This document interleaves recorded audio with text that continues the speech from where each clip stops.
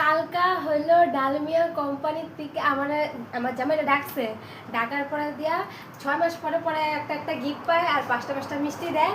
আর হইলো বস আর হইলো একটা হইলো বড় করে হয়, এটা বড় গিফট পায়, এটা হইলো 4 দিন পরে ডাকবো।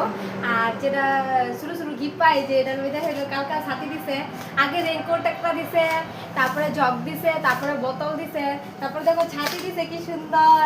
আর ছোট ছোট বস্তুতে দেখছো কত খুশি, আগে বড় বস্তুর কোনো দরকারই নাই, দেখছো আমি কত খুশি ছাতিটা লইয়া। বাপরে পুরো মা রোদ্র মধ্যে ছাতিটা লইয়া যাবো, কালা হইতাম না, পরিষ্কার হইতাম। বাবা গো, আমার জামাই আমার ছাতি এনে দিতে ভালো হয়েছে গিফটের মধ্যে, নাহলে আমি অনেক কালা হয়ে যেতাম। বাবা সঙ্গে তো কালাবো।